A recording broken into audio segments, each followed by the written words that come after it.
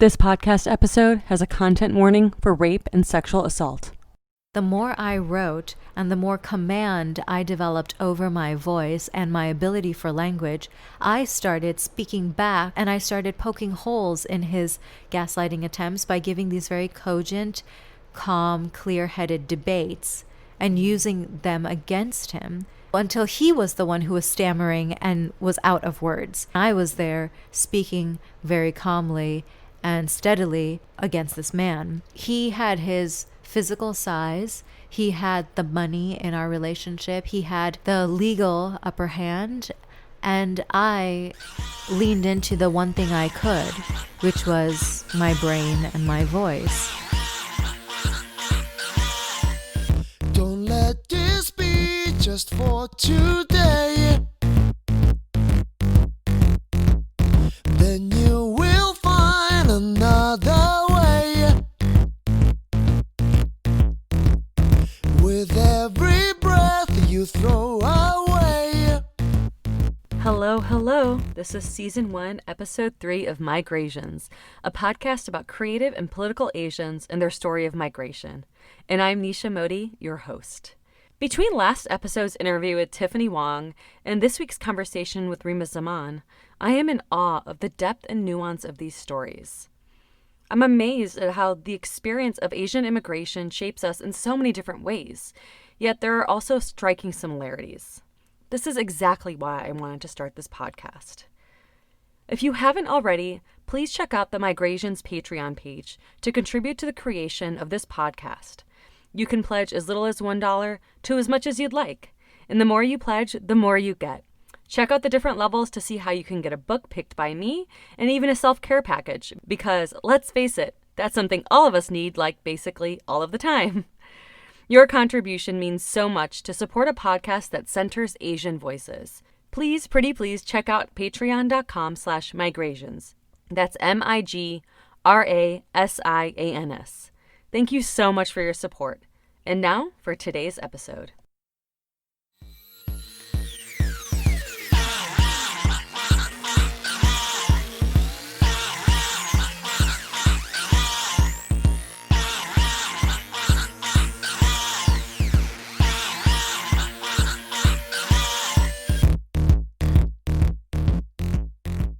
Okay, so hi everyone.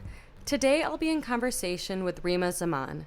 Reema was born in Bangladesh, was raised in Thailand, and went to college in the United States where she currently resides. She is an award-winning writer, speaker, actress, and author of I Am Yours, a Shared Memoir.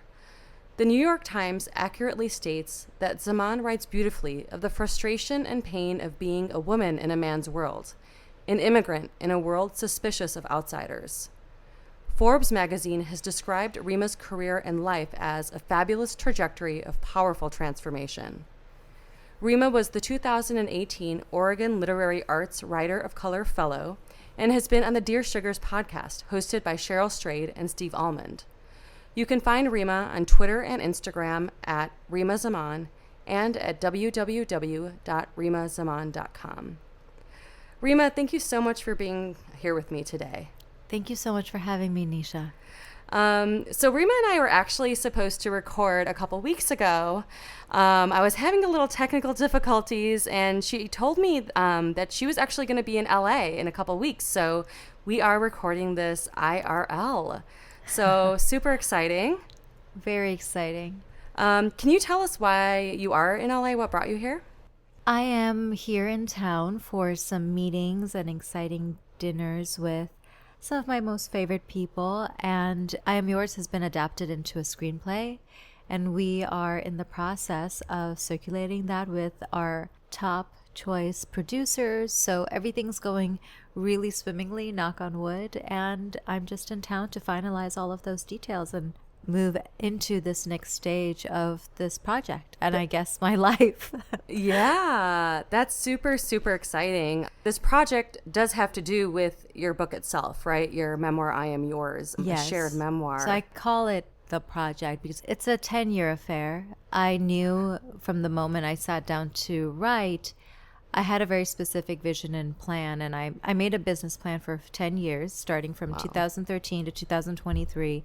And it was a business plan as well as a creative plan of how I was going to execute this larger I Am Yours project in its various incarnations, beginning with the memoir, moving into the movie. Very cool. Thank you. That's awesome. A 10-year plan. That is very, very impressive. So what is the difference between a business plan and a creative plan?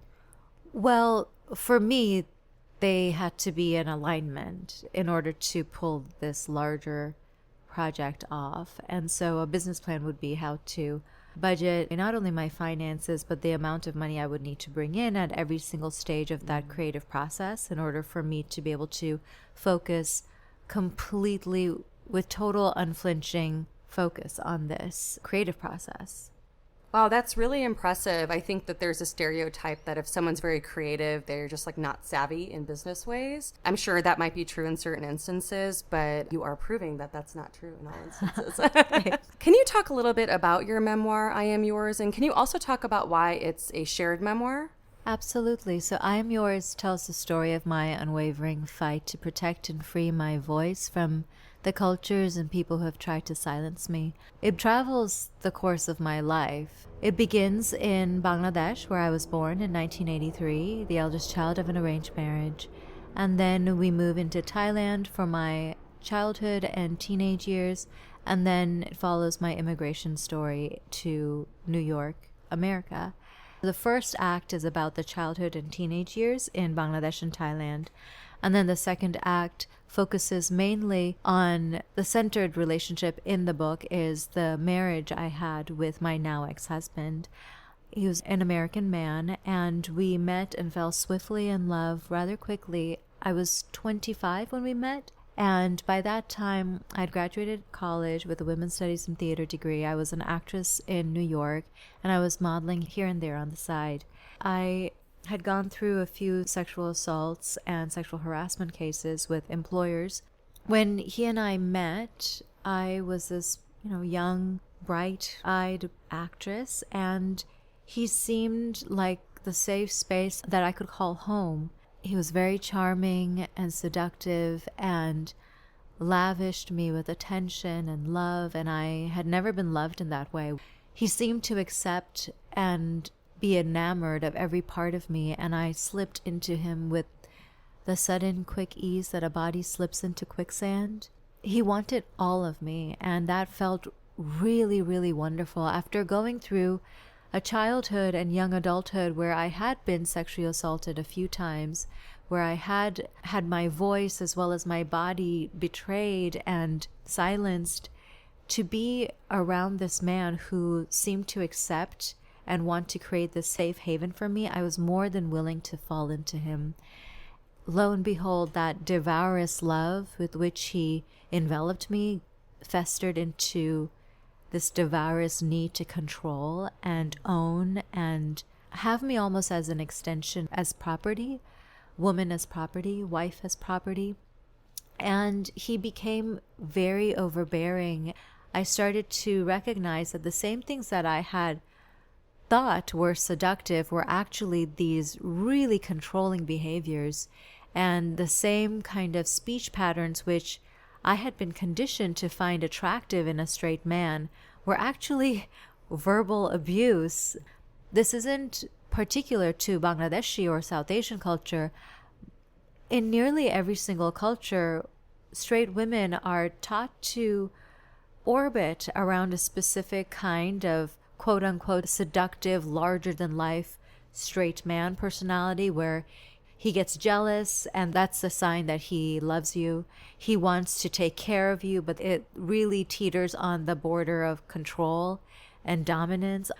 While I was in college, I had started playwriting because that was one of the classes I took, and I wrote my first play and produced it and starred in it. It was my senior capsule project, which I did as a junior, and I was able to graduate early. And then while I was an actress, because I was so dissatisfied and unfulfilled by the roles that were offered to me, being a young actress of color, because Everything I was asked to audition for were basically stereotypes because that's all that was available. My agents wanted better for me, and they kept on saying, you should write a one-woman show. That's when things will really take off. And I'd be like, no, who would want to hear my story? To keep myself creatively satisfied and to not go crazy, I had started writing screenplays on the side just to keep myself occupied. Within this marriage, when I really started leaning into my writing, because within the relationship, the parameters of the relationships were such that if I wanted for him to be happy, it required the silencing of my opinions, which is to say my voice. There was space only for one voice in that marriage, and the voice had to be his. So my voice had to go somewhere else, and it came up on my laptop. I would wake up early in the morning so he wouldn't see me, he wouldn't catch me, and I started writing with this voracious appetite that I'd never really had before. And it was because and I believe it's the human instinct coming alive, that in order to protect myself and nourish myself, I had to feed my voice and let it be expressed somehow. So it was through these secret pages that I would express it. And initially I started writing because I knew instinctively that I needed to start creating real-time documentation were he to ever become physically violent and I would need my testimony in court. We were living in this completely off-the-grid, half-burnt barn. We had met in New York City, but as abusers are wont to do, he had found a way to get me away from civilization, literally, not metaphorically. We were literally living in a half-burnt barn that he had bought on a whim, saying that this was going to be the house of our dreams. And this half-burnt barn happened to be so remote that we didn't have cell reception. We had our own sewage system that we had put in with our own bare two hands. We didn't have any electricity initially.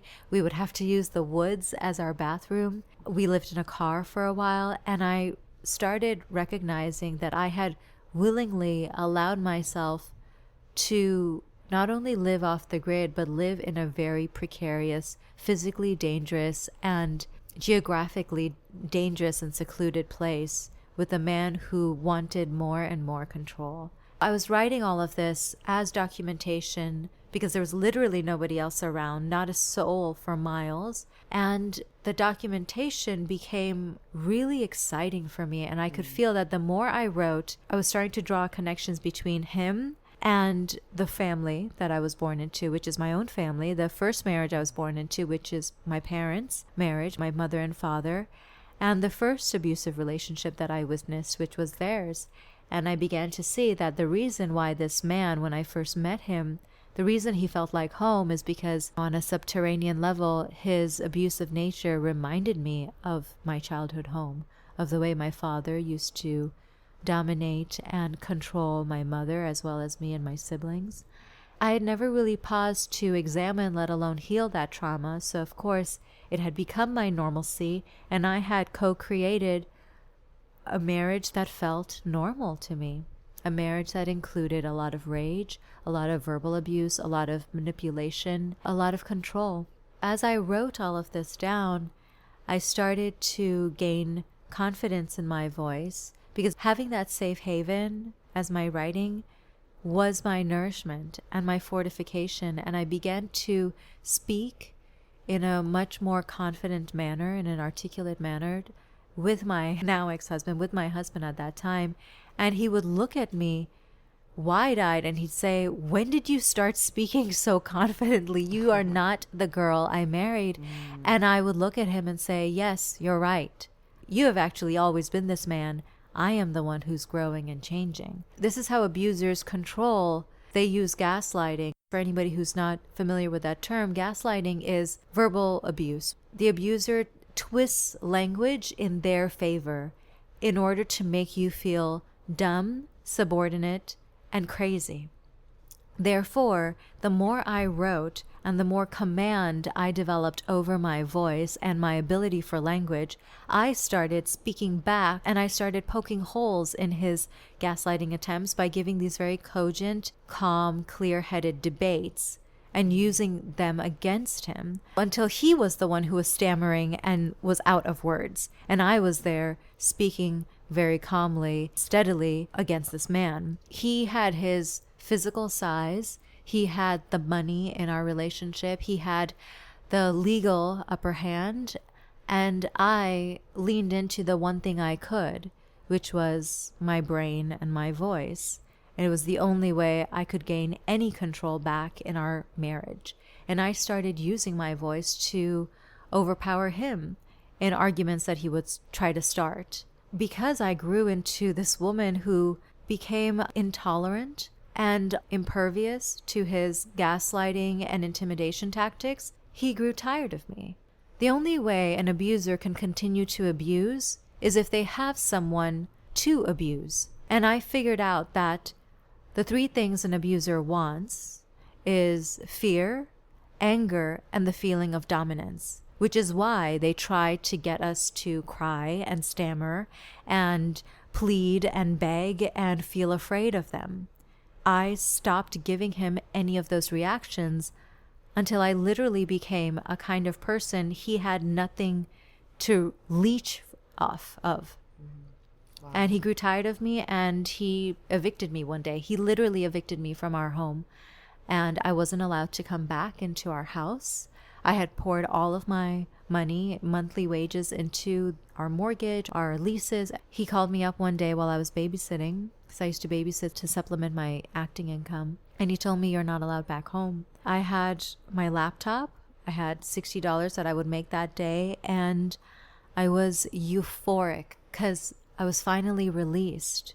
One of the things he would hold over me as a gaslighting and intimidation tactic was I had immigrated to the United States on a student visa. And then after graduating from college, I applied for what's called the OPT visa. For those of you who don't know, an OPT visa is what foreign students we apply for and hopefully get. And it's called the Optical Practicum Training Visa. It's a year-long visa that you're provided after you graduate from college. It's supposed to be during that calendar year that you secure a stable income and job opportunities. Then you can get a work visa and live on in the United States. I used that time to get modeling and acting agents, and then it was my acting agents who would sponsor my subsequent visas. And so when I met my husband, I was on an actor visa. He was the one who said, "Let's apply for your green card through marriage and use all of the fees you would pay your lawyer and just funnel them back into our house and our lives together." And it felt like a wonderful proposition. And then lo and behold, I realized, oh my gosh, Reema, this means you are now indebted and tied to his name. Soon enough, the threat of deportation was something he would hold over me. On days that he was happy with me, he would call me his wife for realsies. And on days where, I would do the God forbid thing of speaking back to him, he would call me his wife for greensies. And he'd say, immigration fraud is a federal offense, and it would be terrible if you were to be reported. And I'd say, you know very well that we got married because we loved each other, and then we applied for my green card. You were the one who wanted that to happen. He'd say, no, I don't remember that. So he would hold the threat of deportation over me, and being that I am a women's studies major, I would just point it back to him. I'd say, that's immigrant abuse. And he'd say, what's that? That's not an actual word. And I said, that's actually how language evolves. When you merge two independent words together in order to provide and illuminate a deeper, nuanced truth, that's called intersectional feminism or intersectionality in racism, in politics, in every field. And he would just scoff and just become dumbfounded. And I'd say, you are trying to use immigrant abuse over me. And immigrant abuse is when a person tries to use an immigrant's documented or undocumented legal status as a way to coerce, exploit, intimidate, or silence them. You are not allowed to do this to me. And of course, it only infuriated him more. Mm-hmm. Finally, because of that, because he would threaten me in that way, I knew that I couldn't initiate divorce on my own because his ego would be so inflamed.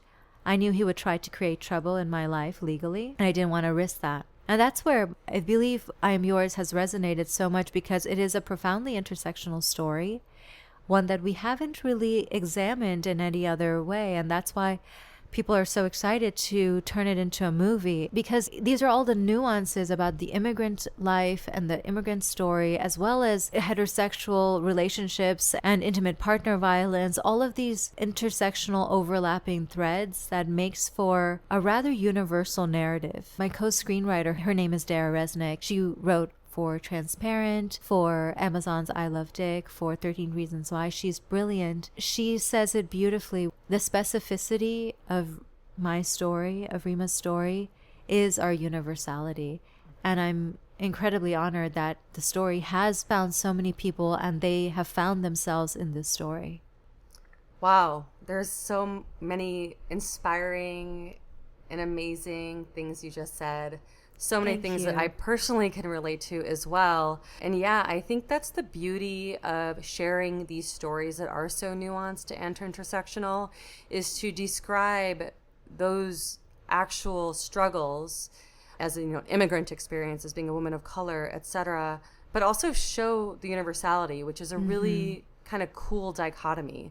I was really moved by the idea of your ex-husband initially feeling like a safe haven, when in fact it was actually quite dangerous. I actually really relate to that with my own marriage, feeling some type of safety, confusing myself and convincing myself it was one way. I remember reading your memoir and almost seeing how it was romantic that you were sleeping in your car, and it was romantic that you were in this bar far away. But then really it was quite dangerous. Right. Thank you also for talking about your experience as an immigrant, going from Bangladesh, and you were also in Thailand for some time, correct? We were. My father is now, he's retired, but he was a diplomat with the United Nations. And so that's where we were posted from 1989 through 2 years ago. He retired and moved to the States. But yeah, that's where I grew up from age 6 till 18 when I graduated high school. In terms of that immigrant experience, and also I just want to congratulate you here that Thank recently you. Reema has a very big milestone, if you want to tell everybody. Right. Literally day before yesterday, I became an American citizen. Yay! That's And so exciting. it was completely based on my own resume and role here in the United States. Not through a relationship, not through an outside company, through my own brand, through the Reema Zaman umbrella brand. Yeah. Yeah, that's amazing. I liked how you talked about the different visa process and the OPT, what that stood for. I've always seen those, but actually never knew what the acronym stood for. Most people don't. You Yeah. know? We were talking about this before we began recording, which is kind of fake woke culture, where it's really pop culture and sexy to be talking about immigrant politics and be really passionate about all of these things. But when you're somebody who's actually lived through it, there's so much nuance and poignancy and intimacy. There's so many different details and struggles and battles at every single stage that can be really lost in the politicized narrative as well as the pop culture sensationalist narrative. And I'm proud to be able to speak on all of these matters through a profoundly intimate personal lens and to bring accuracy to the table as well as nuance to the conversation. Definitely. Because for me, it's not a conversation. It is my life.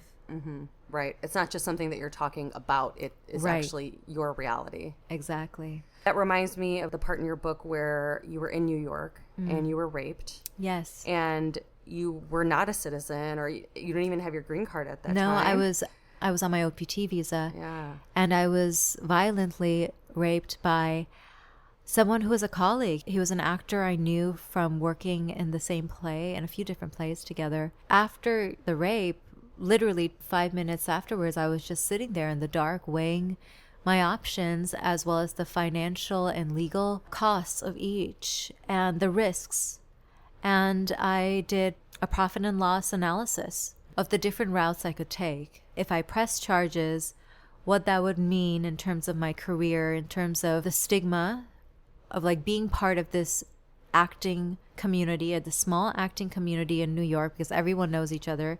if I went down that route and he was a more established actor than me, did I want to risk this new burgeoning career that I had, especially as a foreigner? I was there on a 1-year visa, and I would need everyone on my side to be writing me letters of recommendation when I applied for my green card, all of those things. And did I really want to be known as, oh yeah, that's the actress who was raped a couple of months ago?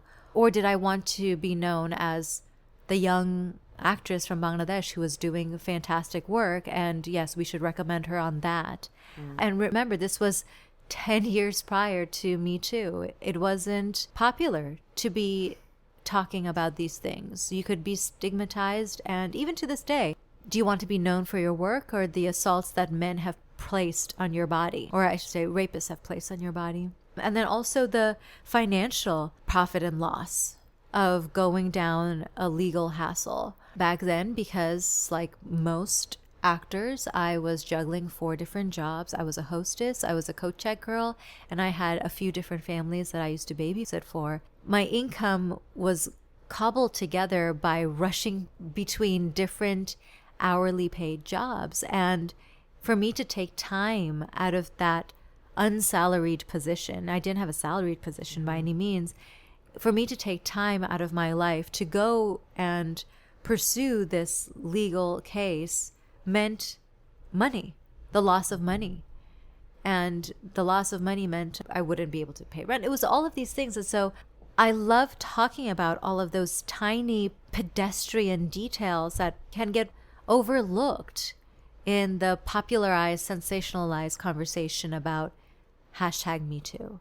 So often the reason why women don't report and press charges is not fear per se, but because there is such a huge emotional and often professional and financial cost to think about, the risk to think about when you press charges.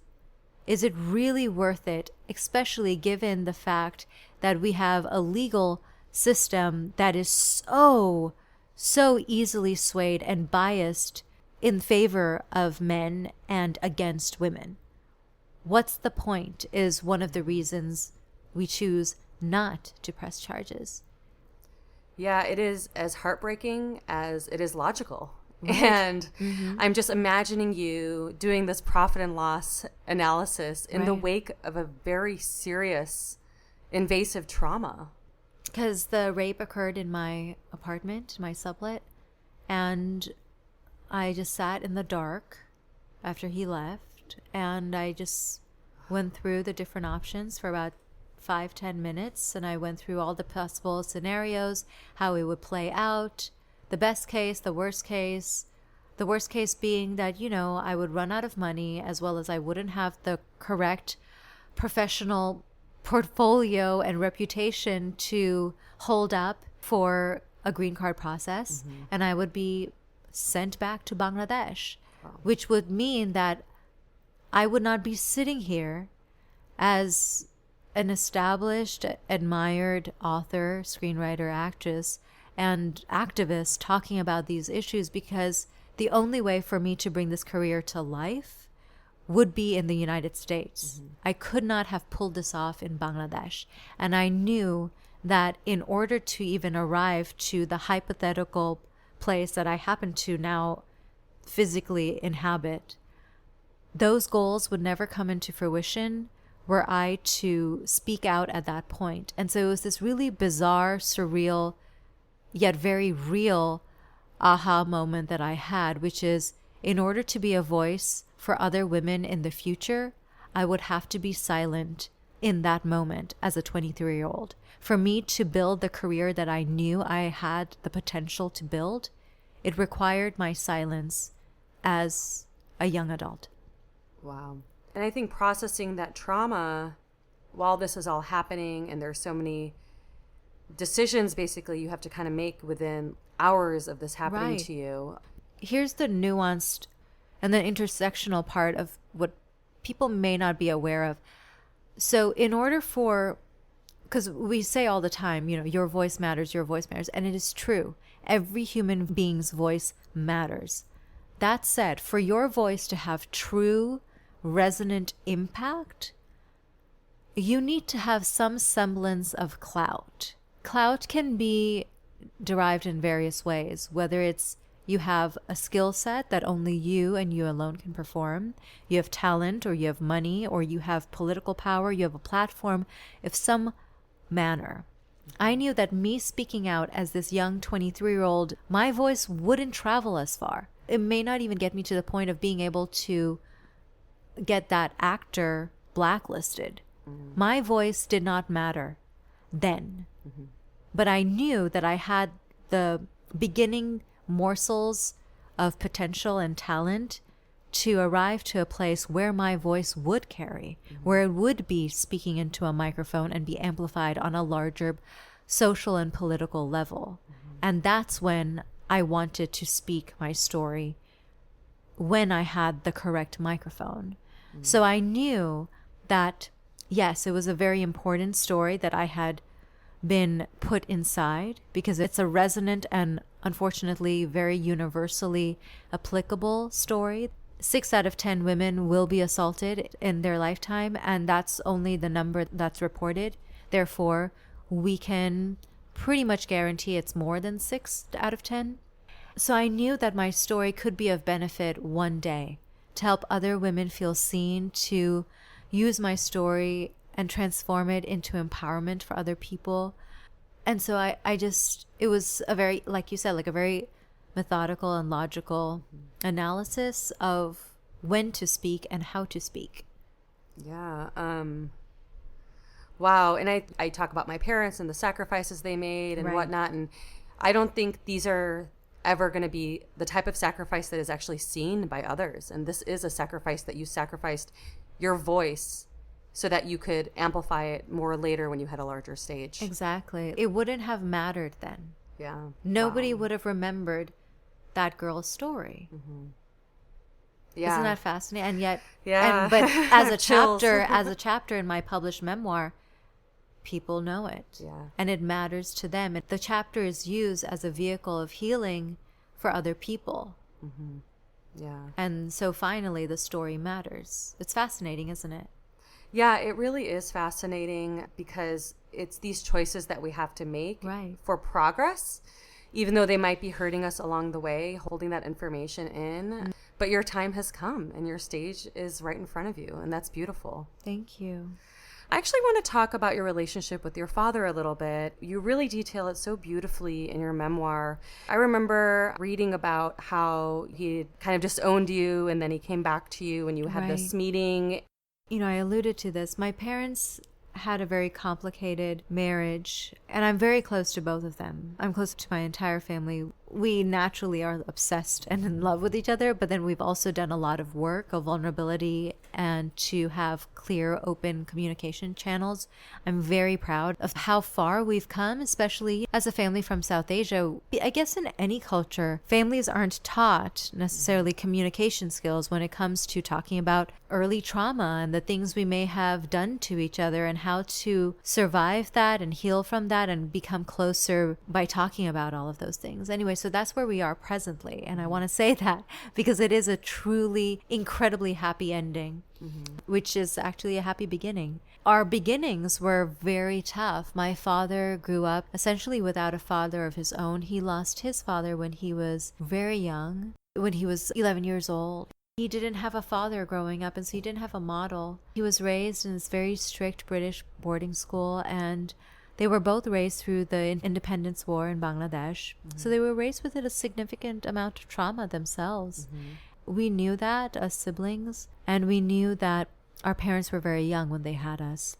We talk about often that because my mother was raised to be ever forgiving and compassionate and loving toward her husband, his trauma would pop up in the need to control her and overwhelm her as well as the rest of us. And only his voice had a say in the household. Her voice became invisible, and I became this person because I had to become this person. My mother wasn't allowed a voice in her own marriage, her first marriage, and so I stepped in, and as this young, riotous teenager, I started being her voice of anger. And I would stand up for her and try to protect her against my father and point out her rights and argue for those rights. And I started telling her, you deserve a life that's better. You deserve to live beyond these walls. You deserve to pursue your education. She's an incredibly educated woman. She went into labor with me while she was doing her final exams in Shakespeare and literature. And I interrupted her potential, literally. She was studying to become an English professor, and then she got pregnant with me. She was married off and she got pregnant with me. And I kept on saying, we cannot be enough, in a very good way. You deserve to do all the things, not only be a mother. Mm-hmm. We are not your full story. I advocated for their divorce, and I championed her voice, and I began speaking back to my father, violently using my voice, He did not forgive me for that. We've come to terms since then, but he would always say, were it not for you, your mother wouldn't have left me. And I'd say, I know. I'm very proud of that. And he disowned me because of that. That was for a brief period of time in college, and then he re-owned me. I remember thinking, wow, that's really something. Is it possible to do that? I guess that infers that children, or perhaps girl children, are property. Anyway, I always found that to be fascinating, and that's why I wrote about it, because it's all very intertwined. Yeah, this concept of ownership and very much patriarchal and paternal culture. Right, exactly. And we had a lot of work to do and healing to do, and I'm proud to say that we have. Initially, my family was very scared of what the memoir could be about, and I said, well, I'm not writing it to destroy us. I'm actually writing it as a way to give our family a possibility for rebirth. Mm-hmm. And the book was an examination into my story, into my father's story, into my mother's story, in order for us to gain deeper compassion and understanding of each other so that we could return home to each other. Yeah, that to me is true ancestral healing. Thank you. Even though you say you interrupted your mom during her studies by being born, you were also her answer. And I think that is that's beautiful. Thank you. So beautiful and wonderful, and a testament to how healing is always possible, even in cultures where we might think that it isn't, Right. My publishers were so lovely to give me 7 pages worth of acknowledgments. And each person in my family gets a paragraph. And I say to each person, this book was a love letter to celebrate or honor our relationship, because it's true, we really have come so far, and ancestral healing is more than possible. If my family was able to do it, then any family honestly can. Definitely. When we were first talking, when we tried to record the podcast the first time, that the migration story doesn't end, it continues. It does. Yes. So many endings and beginnings happening simultaneously. But on that note, I think we can close out. I think that was such a beautiful story that you just shared. So many things that you hit on in terms of intimate partner violence, the struggles as an immigrant in this country, the hidden struggles, family relationships and healing. And I cannot wait to see how this movie ends up turning out. I will be at the theater, and I am not the type of person that goes and gets the ticket right away, but I will on midnight for this. Yes, no, I am that not. Fateful Thursday and Friday. I crawl in bed at 9:30, but I will be there at midnight, and I will have like a 5-hour energy, and I will do that. So, and thank you so much. Thank you so much, and I really love. I'm going to hold that with me, that we are each other's rebirth and answer. And we are always on the cusp of a new beginning. That is what it is to be human, to be ever evolving. Yes. Thank you so much, Reema, for your time and for your energy and for your words. Thank you, Nisha. There were so many important themes that Reema discussed, and I don't think that the fears around sexual violence and immigration status can be emphasized enough. Reema's rape is just one of countless acts of sexual violence that women of color, especially those who are not citizens, face. A 2007 article, Sexual Violence Against Adolescent Girls, Influences of Immigration and Acculturation, in the journal Violence Against Women, investigated associations between immigration and acculturation with sexual assault in a large sample of high school girls. They found that being an immigrant was associated with recurring sexual assault victimization more than twice as much as non-immigrants. Another paper, They Talk Like That, But We Keep Working, Sexual Harassment and Sexual Assault Experiences Among Mexican Indigenous Farm Worker Women in Oregon, in the Journal of Immigrant and Minority Health, used community-based participatory research, a type of research that involves community members in all aspects of the research process, in terms of discussions during focus group interviews and decision making. The paper states that in the farm work setting, women who did not speak Spanish or English were more vulnerable to harassment, sexual or otherwise. Poverty was identified as a key reason why women tolerated sexual harassment in order to better their situation at work. VAWNet, a project of the National Resource Center on Domestic Violence, has a helpful section on sexual violence in immigrant communities. Many acts of sexual violence occur during the process of immigration in the form of sex trafficking, sexual assault in detention centers, and refugee camps. Check out this resource to find out more information, including ways to support these communities. I'll include a link in the show notes. While I don't mean to go all ivory tower on you, I just want to talk about how this research is critical to creating policy and increasing awareness around this issue. Only by conducting this research and sharing our stories can we educate, empower, and advocate for those that are more vulnerable. I'll include all of these articles and resources in the show notes. Please follow Reema on Twitter and Instagram at Reema Zaman and visit her website at www.reemazaman.com. As usual, I want to thank my $20 a month and above Patreon patrons. Thank you to my brother and Dahlia Gahan for their support. Please visit the Patreon page to contribute. Thank you to Tiffany Wong for creating the cover art and Shin Kawasaki for the song Find Another Way.